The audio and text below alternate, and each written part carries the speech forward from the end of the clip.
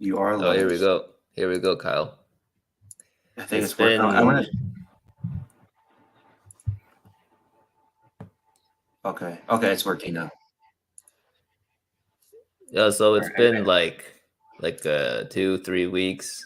You moved from where you were before in Colombia, now in Yeah, I'm in Mexico City now, uh, and yeah, I've been here for a week, traveling, but not really doing too much touristy things. Working on the YouTube stuff, oh, that's um, great. going dates. Nothing crazy. Hmm. But I'm excited to go back home too. I'll be home in about 2 weeks, less than 2 weeks. Yeah, Yeah, enjoy your time, Mexico yeah. City. So this podcast is two friends, both not originated, but I met Kyle in Canada, and then we've been friends since. He did move down to America. Now he's traveling around trying to start his YouTube channel, and he pitched the idea to do a podcast because we've been talking ever since he left, on and off once a month maybe, and the talks are not bad. That's why we decided to record. All right, great, perfect. What are we There's talking about today, Kyle? anything that you want, man.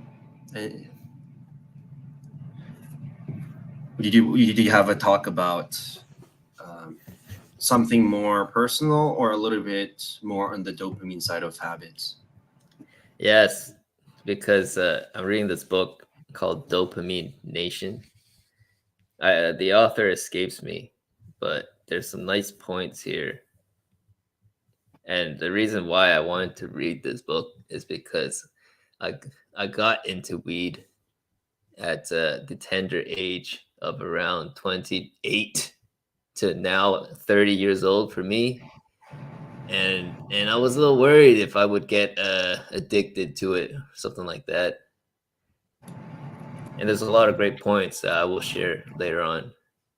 But first, what do you think about you know weed right now? Like, are you using it in Mexico City when you're partying or something like that, Kyle? Um, I used to.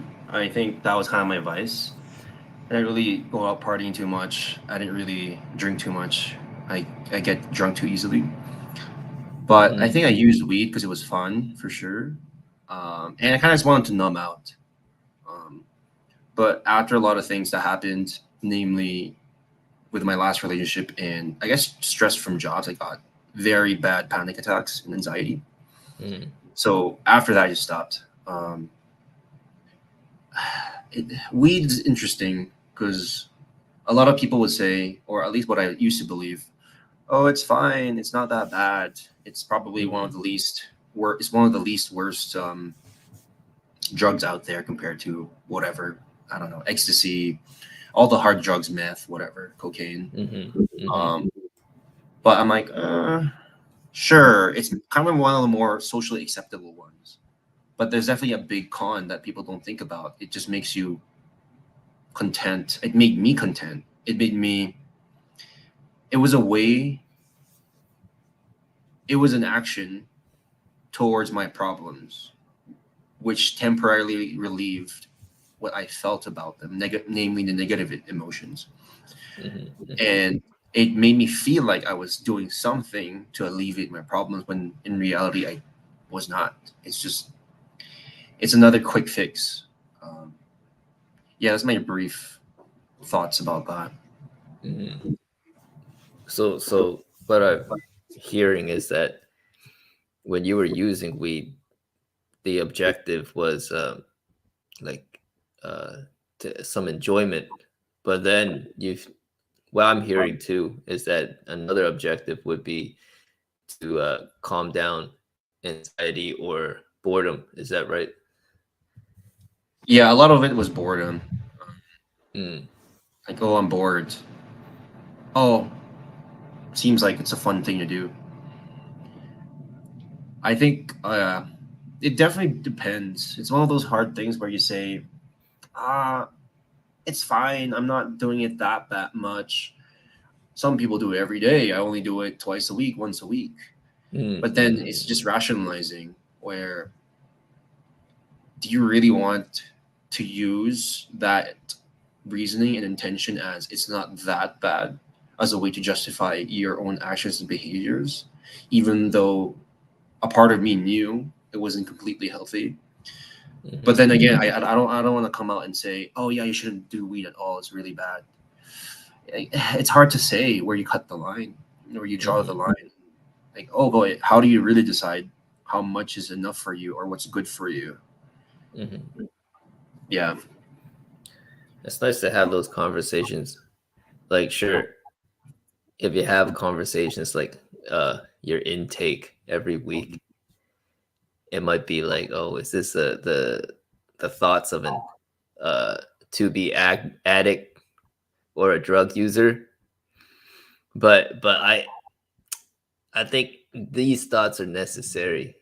I did think about that a little bit because I'm worried about the addiction aspect. But reading the book gave me some information, gave me some perspectives that I'll share. I'll share one with you. The one worry I had, like worries like you had with anxiety, panic attacks, those effects versus the pleasure. It wasn't worth it for you. Made it so that you don't take it as much, which is great. You don't have to take it. If you're taking weed for enjoyment, that's good. Social weed at a party, kick it up a notch, and sometimes it's very enjoyable. That's like the perfect example of a good session taking weed. But there's examples of the negative side effects of it, and even the book says that, yeah, if you push on your pleasure, um, the pleasure side, by taking weed, you're getting a lot of pleasure. The downside is that in the long term, if you do it too much, pain in your body will arise.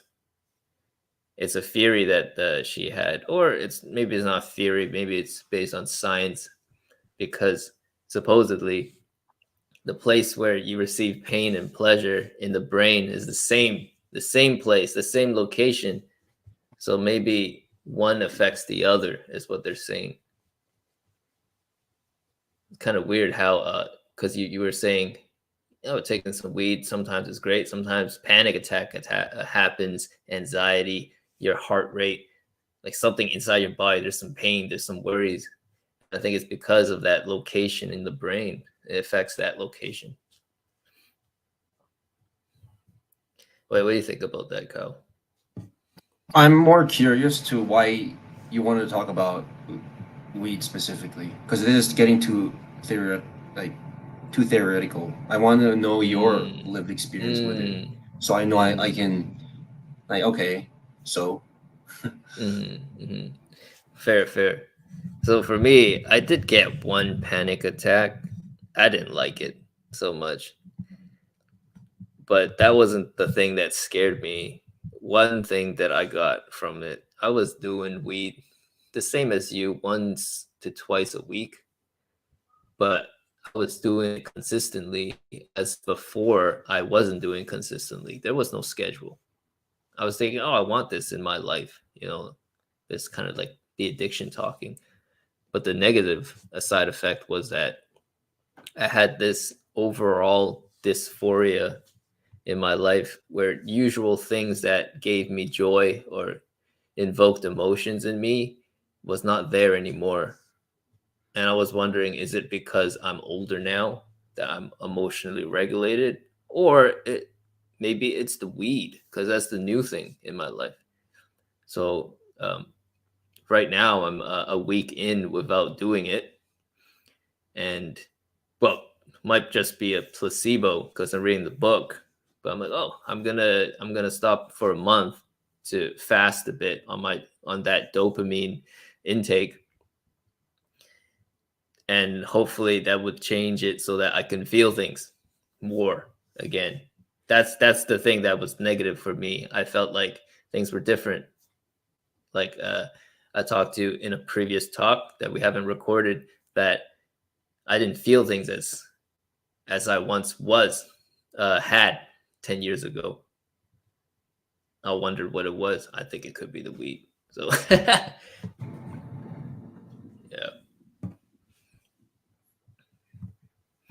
Is there a longing for the old emotions that you used to feel that you don't anymore? Yes.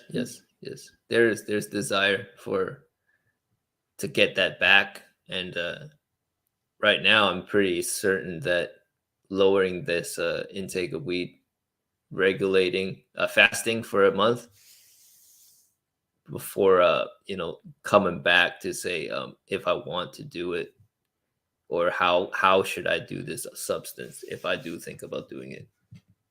But Okay. it's the book talked about it too. You put too much of a intake for weed that promotes dopamine, or just there's other substances too, right? But if for me it's weed, it made it so that I can't feel dopamine from lesser activities, if that makes sense. Things that naturally causes you to have that output of dopamine. There's a lot of things. A lot of activities that do that. Exercise, watching an enjoyable show that you want, that you're anticipating. Like if something's messed up with your dopamine receptors because of drugs, normal activities cannot compare to the drugs. The drugs are too potent. And I think this is the case here. So sure, we're not a drug podcast, but but yeah, for me, that's what I was focusing on today. So I think there's a larger thing after this, though, because it doesn't have to be a drug thing. It could be more of just, oh, there's something that's affecting my thing, my behavior and my mood. What could it be? Although, yes, taking substances is very literal. It's easy to see. You take it or you don't. And it's like, it's binary. Yeah, you drank alcohol, you didn't. The state is very clear. The contrast is very clear. Well, kind of thinking about other things now, where yes, you do want to feel the old feelings that you used to feel before, but isn't that kind of another form of desire and just wanting something else than you don't have right now?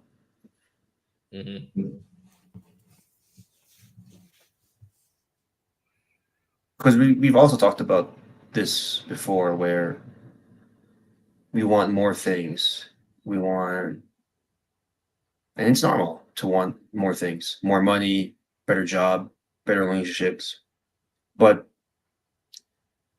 would we have to take that projected future or desire as almost like a hostage for our current level of satisfaction now?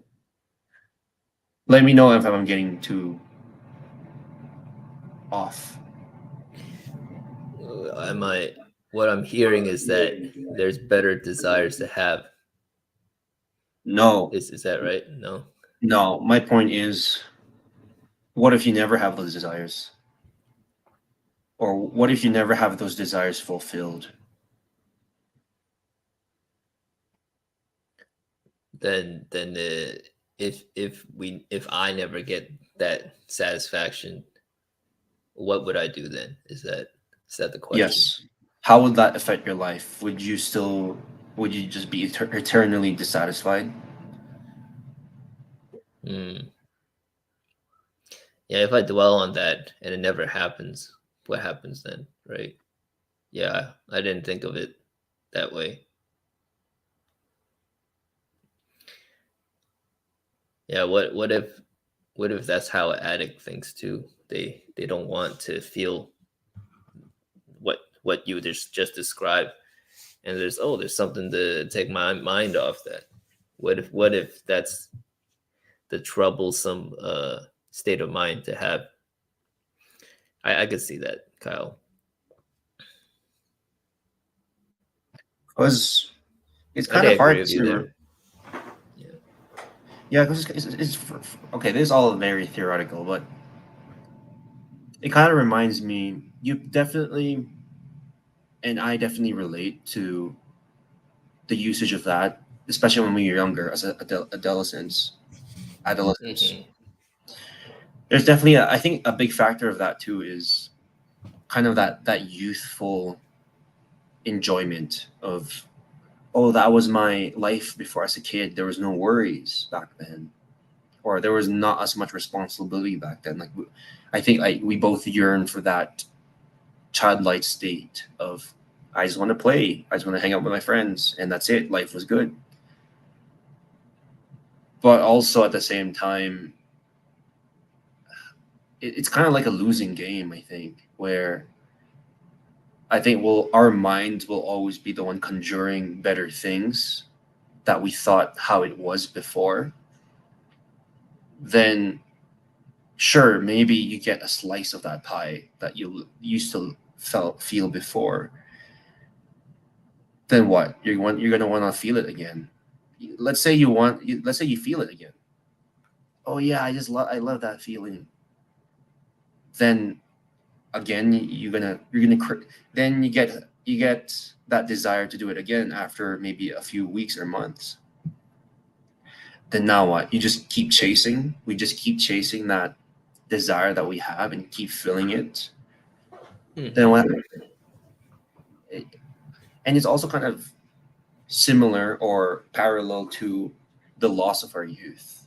I think where I think before definitely idealized. Oh yeah, we had so much things to do, so much less responsibilities, and the future was bright. Hmm. And it was the same thing, I think, but just flipped. Where yeah, the future is great. I'm gonna do all these things. I'm gonna do travel to all these places. I'm gonna eat all these food, have these relationships. But there's always that craving and desire. But now it's past. It's past where we want what we had before. But Hmm. before, we wanted what the future held for us in the future. But the theme between the two Oh, is that it's it's flipped. both in the present. Yeah, it's Uh-huh. flipped. So are we always going to desire something that we don't have? And are we always going to use that reasoning and feeling as, hey, I can't be happy unless I had this past, or if I've had this future, I don't know, gain or possibility that I already have. Mm. Mm. I agree with you there, Kyle. I don't think it's very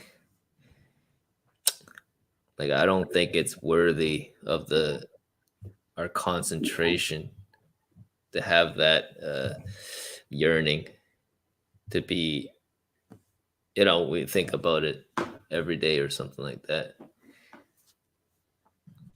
There should be better things to think about and to feel, to yearn for. I don't know how to deal with it. I have no idea, but I know that it shouldn't be our focus. That's for sure. It shouldn't be my focus.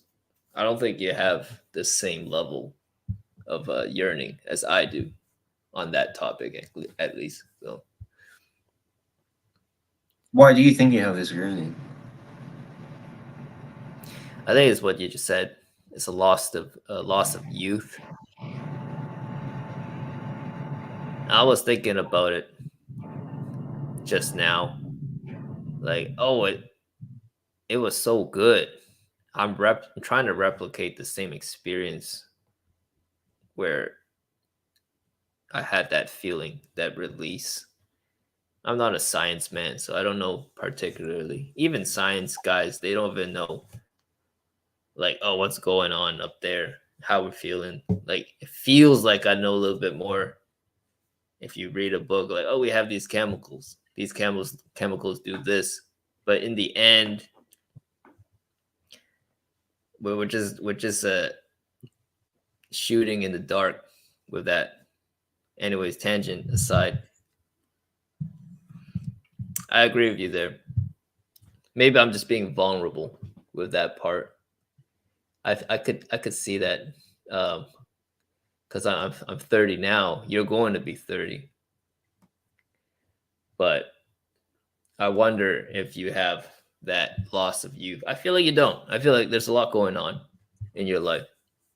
There's some goals that you want to achieve every day. I bet that you're working towards every day. There's the YouTube channel and your desires for, what is it? Can I say it in the podcast? you going around talking to girls, going on dates, that kind of stuff. I feel like it's a lot better experience. The things you get, the feelings you get from it, the memories. We Well, never there talked about again, memories. Maybe it could be memories too. So, there again, there's that craving. There's always like, oh, that thing is better. And it's like, oh, I shouldn't do this, or there's better. I should be doing this other things. mhm. Can you go into that more? There's something that it feels like you're like, should we have this yearning? Is what I'm hearing. So you want to go into that more? Because should, okay, the word should is kind of very interesting. It's essentially the word means that someone's approval is stamped on it, or you think that someone's approval is stamped on it, someone else, or maybe even yourself, right? Or probably it's yourself, but you got it from someone. We got it from someone that I should be doing this. But then again, there's kind of two good. There's like healthy and unhealthy shoulds. You probably should not eat 2,000 calories of chips every day, right? That's kind of a healthy one. But there's a more kind of judgmental one where, oh yeah, you should not do that. But also there's almost like a shame component where, oh, you shouldn't do that, and you're a bad human being if you don't do that. And I think it could be kind of separated that, okay, I shouldn't be doing this, but I'm not necessarily a bad person or a bad human being for doing this. Um, but to kind of go back to your point earlier, I definitely did that a lot. I think we met and we became friends when I was new to Canada. I Mm-hmm. was what, 16, 17. My life was all looking backwards. It was just, damn, I miss my friends. I miss all the time that we had. I want to go back. I miss it. It was all very past focused. And it wasn't really a clear time where, oh, I'm going to be future oriented now. But I don't know what happened the last, but that was more than, I don't know, 12, 13, something like that. Mm-hmm. That maybe I just realized that slowly with over time that it's what's the point of it? How does this belief serve me? How does this craving serve me? How sure I acknowledged it. I acknowledged that I really missed my friends in the Philippines. Being in Canada was difficult, but it's almost as if I desired something that was not attainable. It was just not there. Mm. So it was almost like my mind was keeping me in the past, um, because I don't know why. Maybe I really just missed it. and it was telling me good things, right? Like, yeah, you do want connection with friends, you do want to be in a place where you feel secure and comfortable, and I didn't have those things. But why would I? What's the purpose of having those emotions filled, especially if I couldn't get the same ones that I wanted before? Mm. So now maybe it's a little bit more practical, but maybe I felt those feelings of aversion and loss, so that next time it doesn't happen, or at least it inspired me to take more action. Um, Yes. it kind of reminds me of that trope of, it's probably not that real, but that trope of, yeah, the high school were the best days of my life, but you know those were the good days, right, guys? Yes, but would you want to have more positive experiences as opposed to living in the past? It just seems, I don't know. Why would you want to live like that? Why would Maybe it's not voluntary. Maybe it's like a stage of grief. For example, for your moving away from your home country, it's not voluntary. The emotion wants to be felt, it comes out, and then it produces these yearnings. Like you said, the loss of you for me is a loss too. So sure, maybe we did look into loss before briefly, but I don't remember it. I don't have like the theories in my head ready to talk about. But I think even general to public, they know about these things, grief and everything like that. We could be going through the stages. Um, Maybe you want to talk a little bit about that. How can we use grief? What does that have to do with masculinity? Something like that. I actually thought at first, like, our topics are kind of not similar, Yes. but they are. But they're very similar now I think about it. Mm, Especially what my situation with my personal situation, and your yes. situation with your dopamine and wanting what you had before. I think Yes. they're definitely grief. I think there's definitely grief involved here. Mm, And mm, I don't know who coined the stages of grief. I forget, but the most common one I hear is the DA. Let me get this right. DABDA, which means denial, anger, bargaining, depression, and acceptance. And it seems like, obviously it's not chronological. It probably goes back and forth between things, but it seems like for me, what you're feeling is the bargaining, where, mm, hey, if I just do this thing, will I feel the same way that I did before? It's the same way with breakups. Oh, please take me back. If I'll be nicer this time. I'll never say that again. You're bargaining, like it's like negotiating chips. Um, and maybe in your situation, it's kind of like that, where, hey, if I just stop weed for a bit, will I feel the same way that I did before?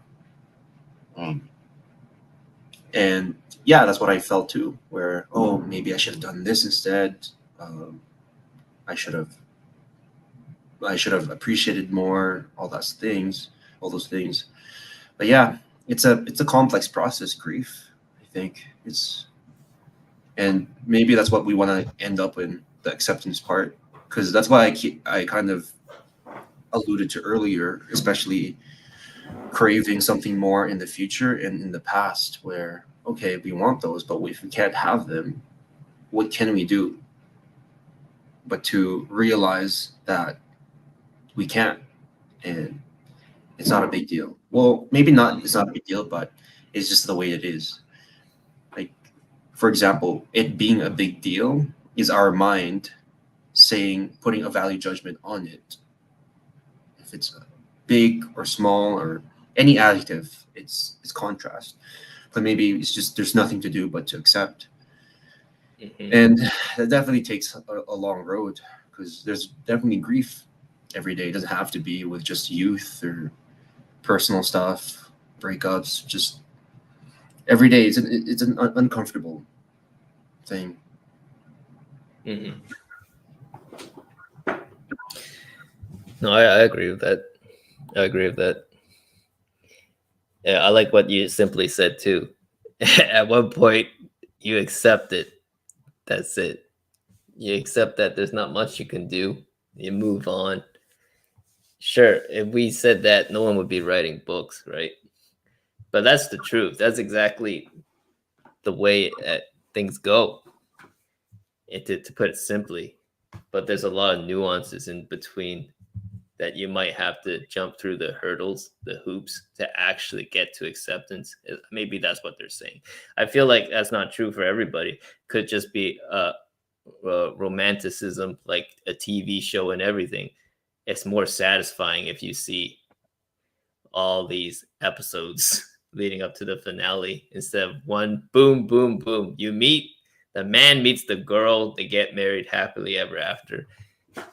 It's no fun, right? But I feel like that part in for real life, the quicker you get there, the more effective, and that could be what we want. I think about that too, because like right now I'm upgrading. I want to go back to college, university. I want to spend my time towards that bucket, that pathway. But there's other pathways, right? Maybe we want to spend more time doing a podcast, amp up the talks a little bit. We have topics that we might want to talk about. Or maybe another pathway, like all these pathways, it would be a hindrance to have things like what I'm thinking about, a loss of youth. Hell, we could even generate that into right now. We're talking about it, podcast, content creation, our thoughts on it. Maybe some people will empathize, sympathize. Is that a word? No, but it's not bad. Like what we're talking about right now, going through the hoops of it. It's helping me. That's what I think. We're being vulnerable with each other. That's what our talks do end up being like that. A support system from you and I. So hopefully that would also resonate with viewers. So Yes, but yeah. I like what you said about the vulnerability piece. And it also kind of goes against what you said about the efficiency or the effectiveness. Because effectiveness is effectiveness for me is how well can you get to that goal, or how does this tool function for that purpose. It's very means to an end thing. And at the same time, though, it's interesting because a lot of us, we live in the future, but we also live in the present right now. And as you said, the loss of youth, very past heavy. But we can't, I don't think we can really live in only one space. Sure, we want to live for the future. We have goals to do, we have bills to pay, we have responsibilities we have to adhere to. But at the same time, we can't kind of delay that and use our present as a hostage to get there faster. Because what happens if we get there? Okay, we're there. Now what? We're gonna get to more goals and more things we want to do, and it gets kept delayed. Keeps getting delayed. That's better English. But yeah, like maybe it is acceptance at the end that we want. But like you said, we just kind of have to go through with it. And I'm definitely trying to find a balance of where I want to understand what you feel and what you're thinking. Because that's usually, I think you would agree, that's usually what I try to do.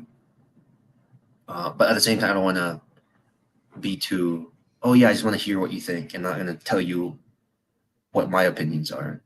But I think we're doing a good job with that. No, no, of course.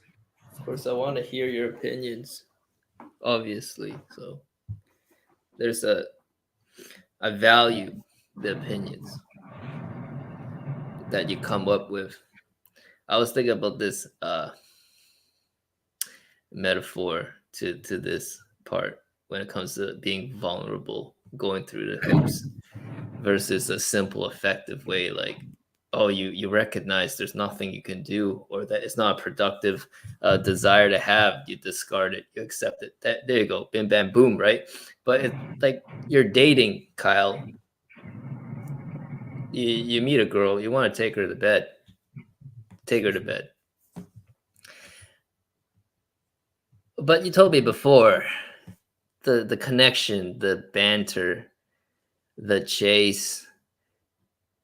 What else? The foreplay plus going home in the end, all of it together is good, right? If the you succeed, you be intimate. Sometimes your feedback is that eh it's so the nuances. We might be talking about that, sure. Might be a bit of polarizing metaphor here, but what do you think?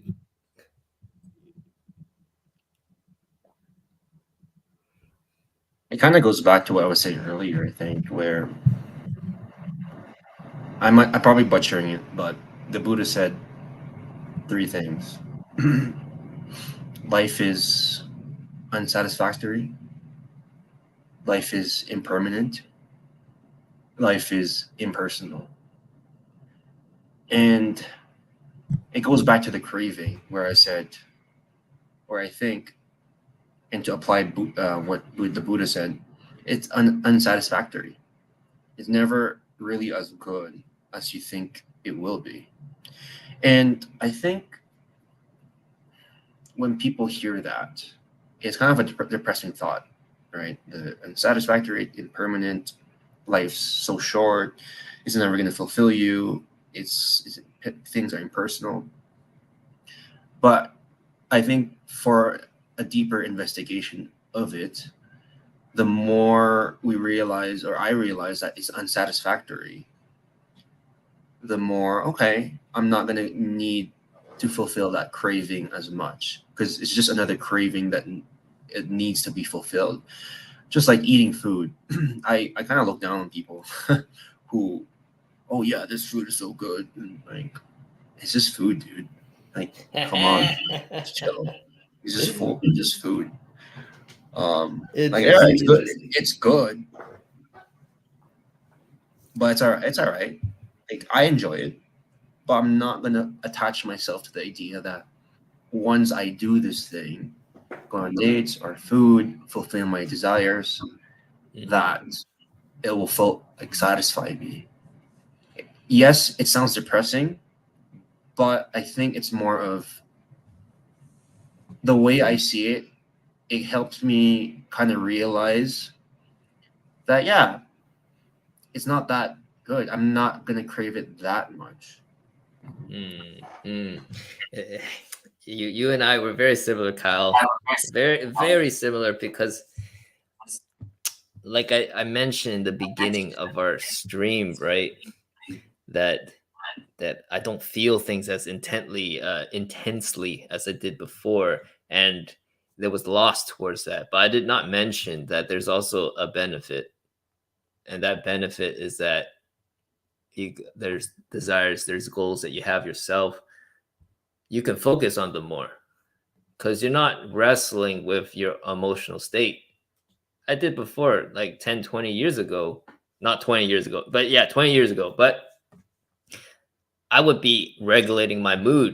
I wanted my mood to be a certain way before I do anything. I never got anything done, really. Or the things I got done were very sloppy. I didn't do homework at school because I feel like I was like, being alive at that time was all about making me feel better, something like that. But now it's not so much. I don't feel things as potently. there's a benefit. There's also a con, of course, but I'm trying to focus on the benefit right now. It kind of sounds the same way, Kyle, there. Like, oh, there's a benefit for not being like not putting so much emphasis on being super satisfied or having the best pleasurable experience. Is that what you were the point you were bringing? Yeah. Whoops. Quick bathroom break. Yeah. Sorry. We could stop here a bit.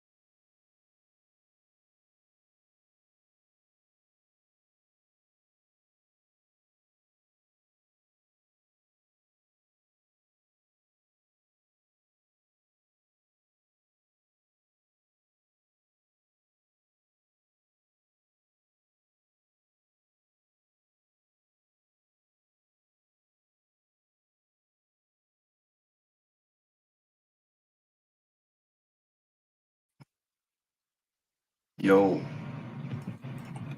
Hey. Thanks for you have any yeah, of sorry course. to my 2 viewers.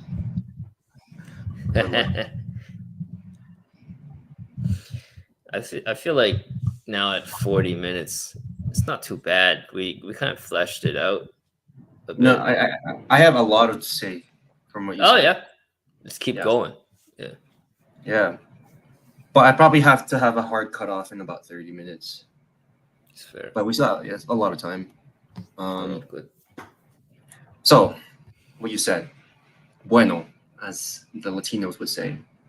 Mm-hmm.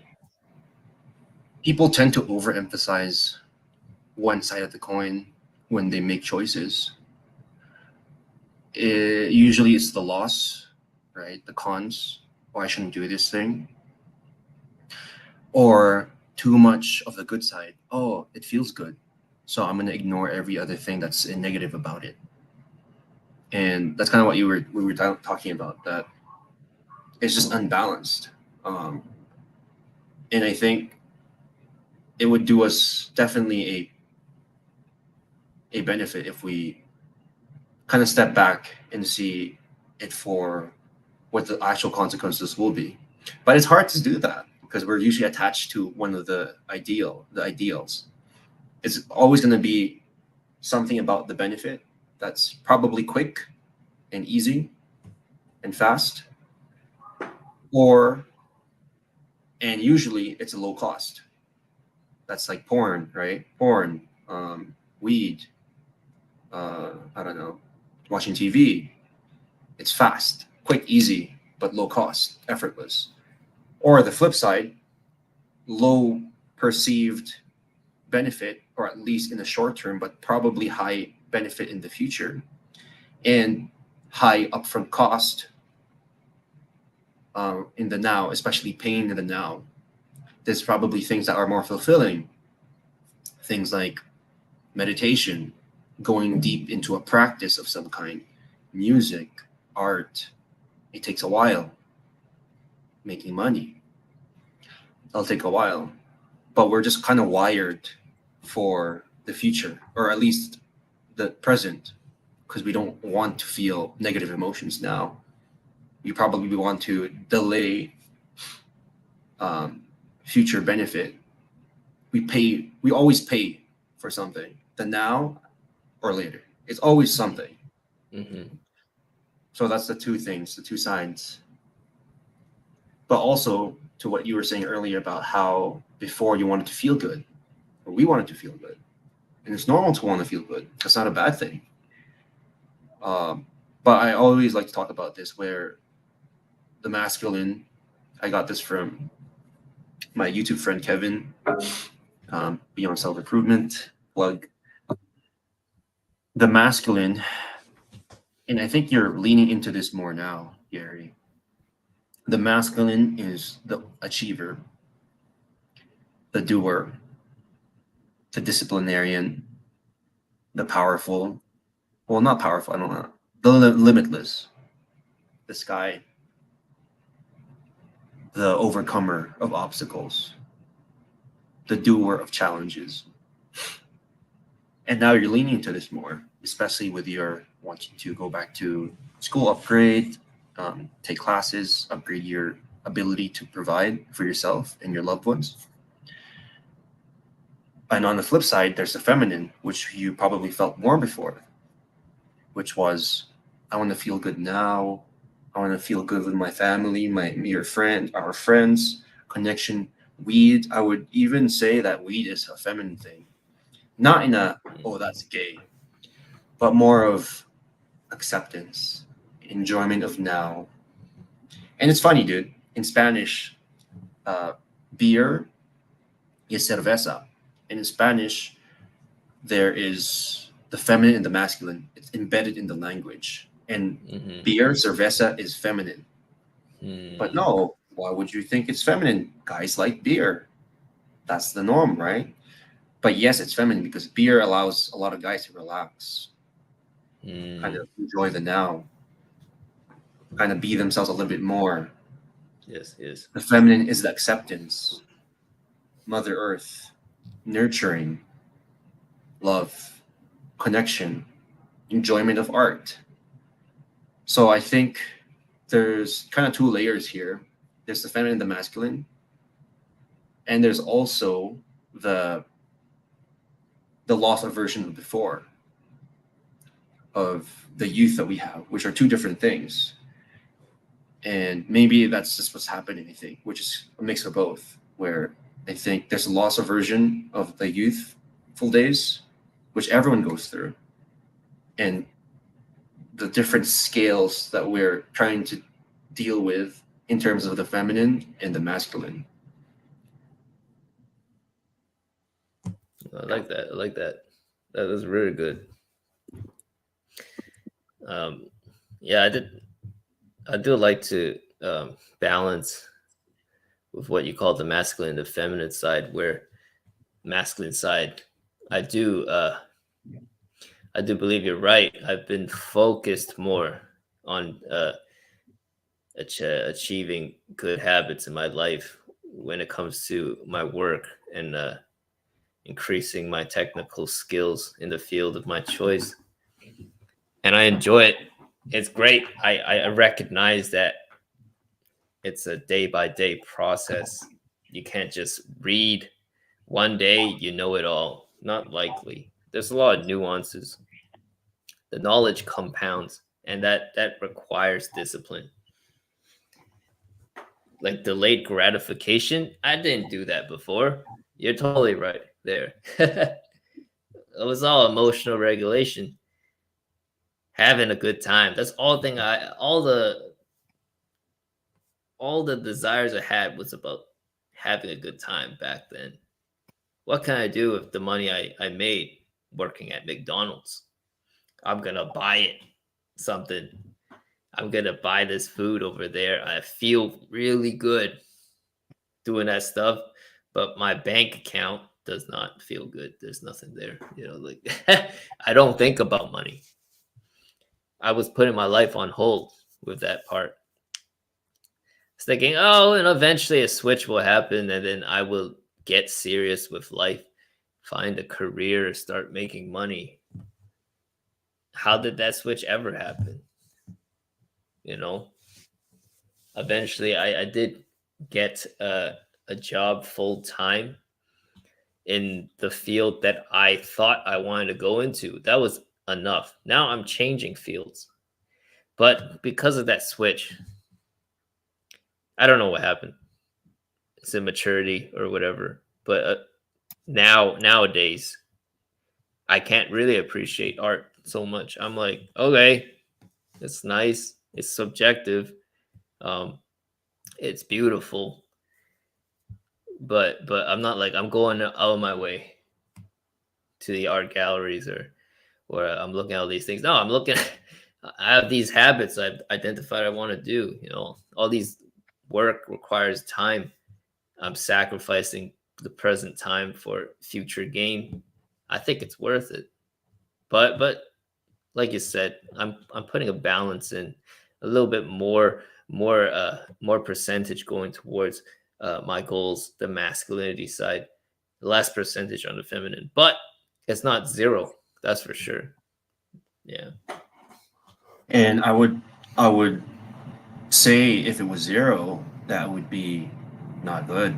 Like you would be doing the same mistake that we did before, which was emphasize on too much of one thing before, or too much of femininity, or too much masculinity, too much goals, or something. And yeah, it's always going to be that balance. And I made a video about this on my channel, and it's great that you have these previous experiences to contrast your current reality with now. Because before, you would definitely go on a little bit on the more now and emotional and just satisfying your needs now. But with that experience, you're able to judge other experiences as more valuable, because you know how that feels and how it doesn't pay off in the future. And because how you know that is because you live through them. Like if you didn't live through them, someone just told you about it, you wouldn't really understand and realize what the gravity of that circumstance truly is. So it's good that you've had those experiences, because you can use them like, hey, I like all of these things, or I have 50 apples to choose from. Now I want this one apple because I like this, or these 3 apples.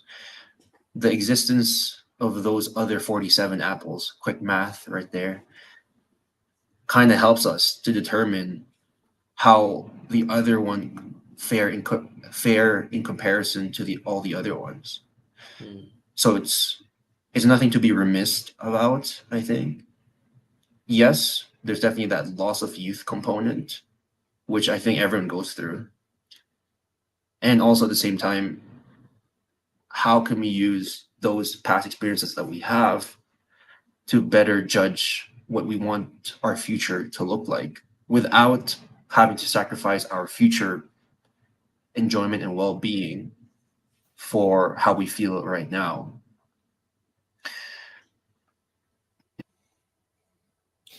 It's kind of ironic too, Kyle, though. Sorry. Yeah? Please finish your thought. I was gonna add something. I thought it was ironic because, let's say we simplify it, right? Why we think about the future? Why do we want this money, right? Why? For me, I'm like, why? It's so that I can enjoy. I can start enjoying these things without thinking about the future, like I did as a child. But when you grow up, you realize you can't do that because you're gonna be a bum on the street. If you're just doing that, you have no money. You have to pay expenses. So right now we're future building so that we can pay our future expenses a lot more easily. And then maybe you can start enjoying more. But that might not be the goal, actually. The more I go into this disciplinary side of me, the more I feel really good doing it. What am I feeling? Is this kind of dopamine, or this kind of, maybe it's not dopamine, but this kind of reward is different. This feeling is different. Does it feel like achieving my goals, or I set out to do something and it's hard? It feels very satisfying that I'm on that path. It feels very different. It feels different. I don't know why it feels different, but maybe my end goal, like I just explained a simple thing, like, oh, in the end, I just want to become a child again freely. But maybe that's not the case. Maybe there's new information, this other side of pleasure that people don't talk about as much. It's harder to achieve. It's harder. Yes. Yeah. I think intrinsic in pleasure, and I don't know the science about dopamine. I'm not super into that, but from what I hear or what I understand, dopamine seems like a more short term reward for things that we want, and it's the two sides of the same coin again. The things that would be more fulfilling and satisfying are inherently the ones that just take longer. They can't. I don't think you can remove the two. Something that's fulfilling is probably it's probably going to be hard. If something's hard, it's probably going to be fulfilling. I think what we want to do is kind of remove the unnecessary suffering that comes along with it. Yes, it will take effort to build a body that you're proud of in the gym. Yes, it will take effort to make money in something of a career that you are proud in. It'll just take time and effort. Like it's not going to be. There's no way other around it. But I think as just people and rational, very human-minded human beings, which has helped us severely in the past to be basically the alphas of the earth and just dominate, has also led us to just a life of maybe unnecessary anxiety, of overthinking, and all that.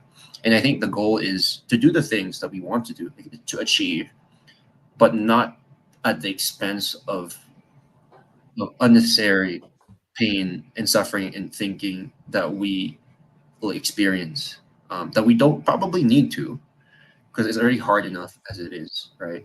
Because I think some people use that as kind of guilt to like, oh, I should be doing this, I should be doing that. Oh, I'm not going to be accepted unless I do this.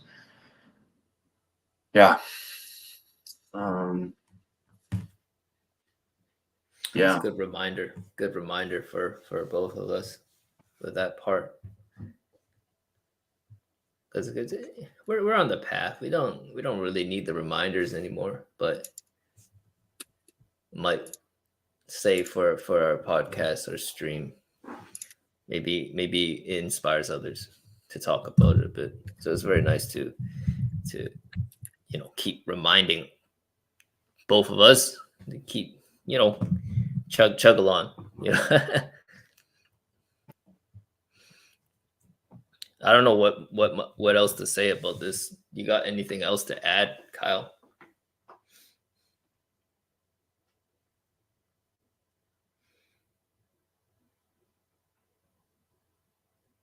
I'm happy, man, that it's cool that I see that that we're both realizing like the challenges that we have ahead of us, and also to use it for a better future. Yeah, like it's cool to see. We're kind of on different paths. Whereas you're more on the investing finance side, but I'm like trying this YouTube thing. But it's cool to see, to build things. And it kind of goes back to our childlike wonder. I think we wanted to build things, but we probably were told, no, that's too hard, it's not realistic, all those things. But yeah, I agree with what you said, that maybe we want to be a child again, in terms of not necessarily not having responsibilities, but being able to dictate what we want for ourselves and the values that we create for ourselves. And I'm going to talk about Nietzsche here a little bit. So he said that there's 3 stages of development. I think that's what the words are. I'm not as keen, but there's 3 stages. The first is the camel. The camel is a beast of burden. A beast of burden is someone who just takes values of other people and carry it because they were told to do it, just like a camel. There's us when we grow up, especially. We grow up with, oh yeah, you need to do this. You should care about your finances. You should care about your family. You should do this. A lot of shoulds, and a lot of it is we don't really have a choice, I think. And the choice comes at the second stage, where we rebel. There's the lion or the tiger. I think it's the lion, the king of the jungle. And you might think, oh, why is the lion not the third and final stage? Because the lion is a rebel, right? It tells you no. It tells you no. I'm not gonna do the things that I was told when I was a camel in stage one. I'm going to go against what you're doing to me. You're telling me. But the irony of that is it's still a reflection of what your previous values were. It's still something that, oh, you tell me do this, screw you, I'm gonna do the other thing. So you're kind of still a slave to the same values that you had before, just the flip. And finally, the third, the child. The child is the one who's able to go back to our youth, a blank slate, where we're able to judge things for what we want. Hey, okay, I know that these values were just positioned onto me when I was younger in society and upbringing, culture, all that. But what do I want? What do I want as a child? And to see, hey, I'm able to create the values that I want and choose the actions that are in line with those beliefs and values so that I can go forward and live the life that I want to live, as opposed to carrying other people's values, as opposed to going against other people's values. Now we're able to just, hey, this is what I want for myself. And I think that's a good kind of wrap up for what we're talking about in terms of the child. Because yes, we want to choose our own values. We want to just live how we want to live, not with expectations and burdens of other people. No, it's good. It's good, but good podcast. Good talking, as always, Kyle. You want to? We don't have a closer. I don't. Yeah. We don't even close. So. No, I mean, we can close by saying, do you have any social media you want to plug? If you don't, it's no big deal. This is usually what people do. Oh shit! Nah, you should plug your stuff. Okay. We don't know. Cool. We don't know how the podcast's gonna pick up, but yeah, No, you should plug yours. I think I actually like this way we do it, because before we were doing audio, we were doing all that. Like this way too. Yeah, this way. Yeah, it's good to see you, dude. You know? Yeah, same here. I think it's also very good for the video too. You know, like to share it online. There's a little bit more going on than just audio, right? Black screen. Yes. Well, not black screen. You would put something on there, but yeah. Yeah, I guess I'll plug my channel. It's Pollinate. How do I spell that? POLLINATE. Yes. I think we'll keep this regular. I think we'll do this maybe every couple weeks, a month. But I like to keep it, what do you call it, regular. Yeah. And I kind of like this form because in my videos, it's more edited, right? But here I feel like we're definitely more free flowing, and the conversation's a little bit more raw and authentic. So yeah. It's great. So So you might not edit it as much, or no, I'm not gonna edit anything. Oh, cool. No, that's good. I like that. I like that way. Yeah. Maybe people would also enjoy that type, but yeah. Cool. All right. No, it's been good, Kyle. As always, I'll talk to you soon. You could tell me more about your trip in Mexico City. So, do you want to just end, or you end the podcast, or end the whole thing? Yeah, end the stream. Yeah, end the stream. All right. Thanks for watching. My nice, mom, maybe, probably. Peace. End stream. There you go.